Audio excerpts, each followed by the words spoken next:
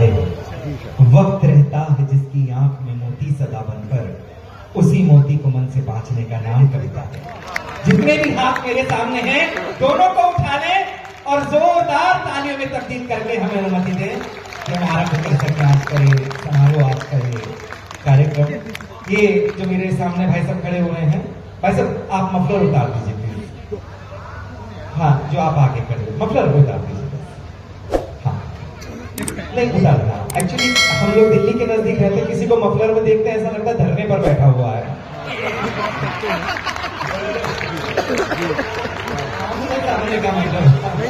तालियां वाली आए तो खुल करके आए, मुझे लगे कि अब कवि सम्मेलन आरंभ हो रहा है। एक बार जोरदार तालियां आपकी आ जाए। बहुत बहुत आभार देवरिया वालों। एक परिचय मैं इन कवियों का आप लोगों तक पहुंचाना चाहता हूं। मेरे बाईं ओर काग वस्त्र में जो बैठा हुआ है, हाँ देखने में भी कौवे जैसा ही है, एक ऐसा कवि जो अनवरत आप लोगों के दिलों पर हस्ताक्षर करता रहा है, एक ऐसा रचनाकार जिसको अनेक बार आपने टीवी चैनलों से देखा है, ऐसा दमदार बनारसी आपके बीच है। मैं चाहता हूं कि तालियों से इस्तकबाल करें, उसका अभिनंदन करें। उसके ठीक बराबर में डॉक्टर प्रशांत की उपस्थिति होती है। जब आप उनको सुनेंगे तो आप लोगों को लगेगा कि हाँ, उनको सुनना भी एक बहुत अच्छी अनुभूति है। तालियां घनीभूत हो जाए, हम उनका अभिनंदन करते हैं इस मंच पर। उनके ठीक बराबर में भाई हेमंत की उपस्थिति होती है। हेमंत पांडे, अगर आप ये बात मान लें कि हंसी का कोई पर्याय है तो वो आज इस मंच पर हेमंत पांडे के नाम से जाना जाता है। मैं चाहता हूं कि तालियां घनीभूत हो, उनका अभिनंदन करते हैं हम लोग। उनके ठीक बराबर में जो शख्सियत बैठी हुई है, बैठी कर रखी हुई है, ये हमारे मंच के घटोत्कच हैं। मैं चाहता हूं कि जिनको कई बार आपने चैनलों से देखा होगा, कई बार सुना होगा, ऐसे विनोद पाल का स्वागत आपकी तालियां करें, घनीभूत हो तालियां। उनका हम लोग अभिनंदन करते हैं, इस्तकबाल करते हैं। संदीप सुरीला गोंडा से हमारे बीच आते हैं, पहली बार देवरिया आए हैं। मैं चाहता हूं कि तालियों से आप उनका भी अभिनंदन करें। उनके बराबर में एक बहुत ही सुंदर सी कवित्री इस मंच पर बैठी हुई है, और ये जैसा कि मैं जानता हूं कि वो भी पहली बार आप लोगों के इस सदन में आई हैं, आप लोगों के मंच में आई हैं। मुंह दिखाई कैसे देते हैं देवरिया वाले, मुझे ना बताना पड़े। तालियां जोरदार हैं। और दोस्तों, एक नाम इस मंच पर ऐसा है जिसके संदर्भ में मैं कुछ भी कहूंगा तो आप ये कहेंगे कि आप ज्यादा जानते हैं। आप ऐसे ही स्थापित रहेंगे पूरे कवि सम्मेलन में ऊपर। बिल्कुल ऐसा फील आ रहा है जैसे मां सीता का हरण हुआ और जटायु इंतजार कर रहा हो। उनके बारे में मैं बता रहा था आपको। अनामिका एक ऐसा नाम है इन दिनों, यदि कोई भी घटना पूरे देश में कहीं घटती है, उसके ऊपर सबसे ज्यादा शाश्वत लेखनी के साथ अगर कोई उत्तर देने वाला उत्तर प्रदेश में है तो वो आपकी डॉक्टर अनामिका जयनंबर होती है। मैं चाहता हूं जोरदार तालियां आए, मंच से अभिनंदन करते हैं, इस्तकबाल करते हैं इनकी उपस्थिति के लिए। और अब कुछ तालियां और लज्जा शेष हो तो आप लोग मेरे लिए भी बजा सकते हैं। चांद की तरह मेरठ से आप लोगों की इस नगरिया में आए हैं और देवरिया में आए हैं। देव रहा बाबा कि जहां कर्म स्थली हो, उनकी छुअन जिस माटी को छूती हो, आप लोग गौरवान्वित होते हैं कि आप देवरिया के रहने वाले हैं। मैं चाहता हूं एक बार अपने लिए भी तालियां बजाएं। देवरिया में जब से हम लोगों को बुकिंग हुई, लगभग 1 महीना पहले हमारे पास फोन आया था कि आप लोगों को 7 तारीख को आना है, देवरिया आना है। पूरा शासन प्रशासन हमारे सामने है। जो इवेंट वाले थे उनका पहली बार फोन आया, उसके बाद एसडीएम साहब ने इस पूरी बागडोर को अपने हाथ में ले लिया। और आप विश्वास मानिए, उस दिन से आज तक इनमें से एक भी कभी अपने घर में ढंग से नहीं सोया। लगातार फोन आता रहा, भाई सब 7 तारीख को याद है, देवरिया तो याद है, 7 तारीख को याद है, देवरिया तो याद है। छप गया देवरिया यहाँ पर। ताली बजाने की बात नहीं, पीड़ा की बात है साहब। ये स्थिति हो गई कि उठो तो देवरिया, बैठो तो देवरिया। उनका कभी भी फोन आ जाओ, भाई साहब क्या कर रहे हो। रात में 12 बजे एक दिन फोन कर रहे हो और भाई साहब क्या कर रहे हो। अब रात में एक शरीफ आदमी अपने घर में क्या कर रहा होगा। कई बार सोते से उन्होंने उठाया। स्थिति हो गई कि बुरा हाल देवरिया देवरिया सुनकर हुआ। मैं 3 दिन पहले तिहाड़ जेल में था, मैं कवि सम्मेलन के लिए गया था वहां पर। बताना इसलिए जरूरी होता है, आदमी सोचे छोड़ के सीधा यहीं तो नहीं आ रहा। हाँ नहीं, आजकल कई लोग मसाज कराने जा रहे हैं हमारे यहाँ। तिहाड़ जेल में। तो स्थिति ये हुई कि तिहाड़ जेल में कवि सम्मेलन का आयोजन किया गया।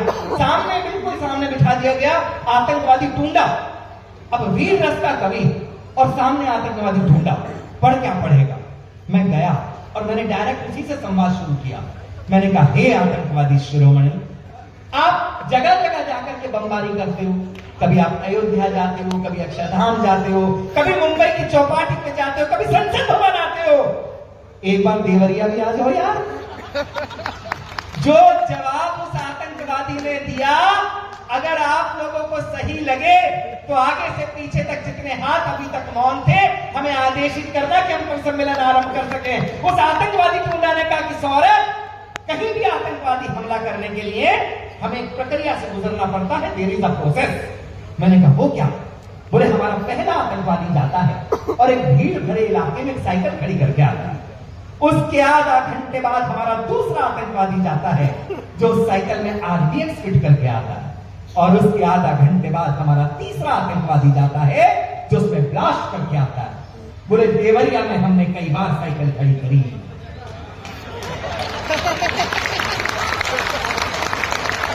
आधा घंटे बाद साइकिल ही नहीं मिली।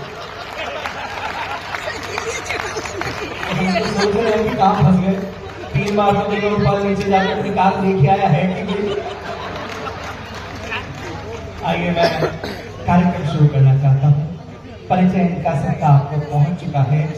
आज इस समारोह के इस रथ की बागडोर एक ऐसे व्यक्ति के हाथ में देना चाहता हूं जो पूर्णतः दक्षता ऐसी रखता है जैसे कहीं अर्जुन के रथ को सारथी ने, अपने आप लोगों ने देखा होगा कि जिस दक्षता और निपुणता के साथ उस सारथी ने उस रथ को संभाला था, जिसका नाम श्री कृष्ण होता है। ऐसे ही आज के इस कान्हा को आमंत्रित करना चाहता हूं कि हमारे बीच दमदार बनारसी हैं। दमदार आए और दमदार संचालन के माध्यम से इसकी बागडोर संभाले। तालियों के हस्ताक्षर करना, दोनों हाथ उठाओ और जोरदार ताली से दमदार को आमंत्रित करो। बहुत अच्छा, बहुत अच्छा। और मैं साथ ही में चाहता हूँ कि दमदार बनारसी हमारे बीच में काशी से चलते हैं महादेव की नगरी में। इसी बीच में आपको ये भी बताना चाहता हूँ कि हमारे अपर जिलाधिकारी श्री गौरव श्रीवास्तव सर, एडीएम सर हमारे बीच में आ चुके हैं। एक बार तालियों से आपका भी स्वागत करें, अभिनंदन करें इस बेहतरीन से आयोजन में। आपका भी बहुत अहम योगदान रहा है सर, आपको बहुत बहुत धन्यवाद। और एक बार फिर से तालियां बजाएं हमारे दमदार बनारसी जी के लिए, दमदार तालियां बजाएं। क्या बात है, ये दमदार तालियां है, फिर रहने दीजिए, ना बजाइए। हाँ, आप लोग ऐसे देख रहे हैं जैसे राम मंदिर प्रांत प्रतिष्ठा की न्योता हम ठुकरा दिए थे। हाँ, मैं आप सबको प्रणाम करता हूँ। मुझे बहुत बड़ी जिम्मेदारी दी गई है, तो मैं चाहता हूँ कि पहला काम मैं ये करूँ। ग्राम देवता की पूजा सबसे पहले होती है, ये हमारे यहाँ की परंपरा है। आज क्रम जो भी हो, जैसा भी हो, कार्यक्रम आपका है, महोत्सव आपका है। मैं चाहता हूं कि आपके बीच से मेरी प्यारी बहन बैठी हुई है भावना द्विवेदी, वो मंच पे आके बस स्थान ग्रहण कर ले। एक बार जोरदार तालियां, क्योंकि ये आपके जनपद की शान है। आ जाओ। बहुत अच्छी कवित्री भी है। देखिए, आज का ये जो महोत्सव है, ये सिर्फ और सिर्फ आनंददायक महोत्सव है। आप यहाँ बैठे हैं सिर्फ मजा लेने के लिए। मैं तो साहब बनारस से आता हूँ। बनारस ऐसी नगरी है, हिंदुस्तान की आजादी की लड़ाई में जब पूरे देश भर में तिरंगे को बैन कर दिया गया था, तो बनारसी हलवाइयों ने तिरंगी बर्फी बनाकर अपना योगदान दिया था। इसलिए मैं अपने शहर में गर्व करता हूँ, महादेव की नगरी से आया हूँ और बाबा विश्वनाथ की प्रतिनिधि के रूप में आया हूँ। मैं चाहता हूँ मेरे माध्यम से बाबा का आशीर्वाद आप तक पहुंचे, तो एक बार जय घोष मेरे साथ हो जाए। ओम नमः पार्वती पतये हर हर महादेव। आज मुझे बहुत प्रसन्नता हो रही है। मैं बताऊं, मैं मजे लेने के मूड में हूँ। आपका भी मूड धीरे धीरे बनाना है। इस कवि सम्मेलन को इतनी ऊंचाई तक पहुंचा देना है जिसके बाद खाई नजर आए। हाँ, और बनारस ऐसी साहब, बनारस के जाम में फर्ज कीजिए आप फंसे हो, आपके आगे कुछ लोग अर्थी लेकर जा रहे हो, गलती से भी आपने अर्थी वालों के पीछे अपना हॉर्न बजाया, अर्थी लिया हुआ आदमी कंधे पे अर्थी लिए लिए पीछे पलट के बोलता है, ऐसे भी पहले जाइबा का। सिर्फ आनंद लेना है और कुछ नहीं करना है। आप कसम खा के बैठिए कि सिर्फ मजा लेना है। मजा किसी के बाप का गुलाम नहीं है, जब चाहेंगे तब आ जाएगा। कभी कभी 2 मिनट में मजा आ जाता है, कभी घंटों लगे रहो।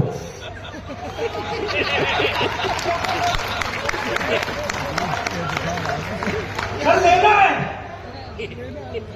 ये हमें बुला रहे थे, कह रहे थे कि देश के कोने कोने से कभी बुलाए गए। मैं आपकी कसम खा के बता रहा हूं, मैं आज तक कभी कोने में नहीं गया।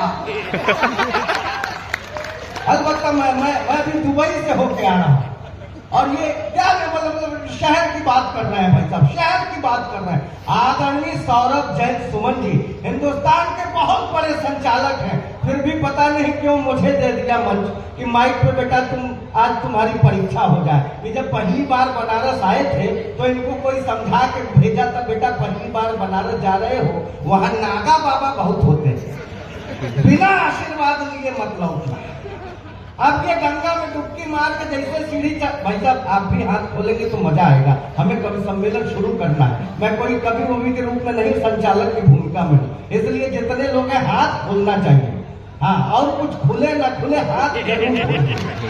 हाँ नहीं, वो भी खुलेगा धीरे धीरे। हम ये जब गंगा में डुबकी मार करके सीढ़ी चढ़ रहे थे, साक्षात नागा बाबा के दर्शन हुए। ये लपक के नागा बाबा के पैरों में, नागा बाबा मुझे आशीर्वाद दो मेरा लिफाफा मोटा हो जाए, नागा बाबा मुझे आशीर्वाद दो मेरा घर परिवार सुखी रहे, नागा बाबा मुझे आशीर्वाद। नागा बाबा पैर झटक के हमारा छोड़ो यार, मैं कोई नागा बाबा थोड़े न हूं। वो तो गंगा जी में नहाने गया था, कौनो मिला कपड़ा छुटा के भाग गया। धीरे धीरे खुलेंगे तो मजा आएगा। आप देखिए कविता लिखना इतना आसान नहीं है। एहसास के शोलों में पहरों कोई जलता है, तब जहन के पर्दे पर एक शेर उभरता है। इतना आसान नहीं सर, कई रातें खराब करनी पड़ती हैं, कई रातें खराब करनी पड़ती हैं, तब जाकर के हम कुछ लिख पाते हैं। ये ऐसे लोग हैं सर, जहां पेड़ पर 4 दाने लगे हैं, हजारों तरफ से निशाने लगे। जहां पेड़ पर 4 दाने लगे, धीरे धीरे खोलिए, और जैसे मुझे लगेगा आप कविता सुनने के मूड में आ गए हैं, मजा लेने के मूड में आ गए हैं, मैं तुरंत ही कवि सम्मेलन का पहला कवि बुला दूंगा। लेकिन मुझे लगना चाहिए कि आप मजा लेने के मूड में हैं। वैसे उम्र आपकी मजा लेने की बिल्कुल हो गई है। मजा लेने की उम्र डिसाइडेड नहीं है भाई साहब। जो मजा शशि थरूर ले सकते हैं, राहुल गांधी आज तक नहीं ले पाए।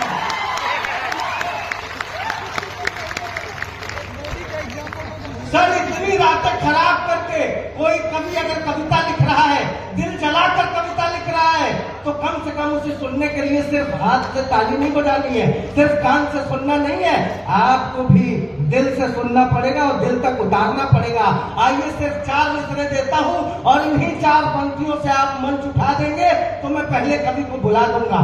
सुनिए, एहसास के शोलों में पहरों कोई चलता है, तब सहन के पर्दे पर एक शेर उभरता है साहब, सितारे तोड़ के गर्दों से लाए जाते हैं। मैं ये विश्वास दिलाता हूं, जितनी ऊर्जा आप उधर से देंगे, दोगुनी करके आपको वापस मिलेगी। इस बात से देखिए, आप ऊर्जा देंगे तभी हम कवियों का पुर्जा खुलेगा। तो कम से कम देवरिया से खुर्जा तक की यात्रा मैं कराने की कोशिश करूंगा। मैंने कहा कि सितारे तोड़ के गर्दों से लाए जाते हैं। प्रोफेसर हफीज की 4 पंक्तियां उठाता हूं, आपकी तालियां देखना चाहता हूं। आगे से पीछे तक जितने लोग हैं, आपके एक एक शख्स की तालियां देखना चाहता हूं, ताकि आप मूड में आ जाए कि कवि सम्मेलन शुरू कर दिया जाए। सितारे सितारे तोड़ के गर्दों से लाए जाते हैं, लहू से नक्शे तमन्ना बनाए जाते हैं। ये बज़्म इश्क है, अहले वफा की महफिल है, यहाँ चराग नहीं दिल जलाए जाते हैं। ये बज़्म इश्क है, अहले वफा की महफिल है। तो आप मूड में आ चुके हैं, तो मैं चाहता हूँ ये हमारे मंच की परंपरा है कि कोई भी सांस्कृतिक कार्यक्रम माँ वीणा पानी की वंदना से होता है, तो मैं क्यों ना आज हमारे मंच पर बड़ी बहन डॉक्टर अनामिका जैन अंबर जी, सोचिए, बॉटनी से पीएचडी है और हिंदी की कविताएं करती है, कितनी बड़ी बात है। पूरे हिंदुस्तान में मुझे लगता है कि मैं इनका परिचय क्या कराऊंगा, आप सब इनको भली भांति जानते हैं। तो मैं इन्हीं से शुरू करके कार्यक्रम को इन्हीं से खत्म करना चाहता हूँ। आपकी इजाजत है तो तालियां बजाइए मां शारदा की वंदना के लिए डॉक्टर अनामिका जैन अम्बद।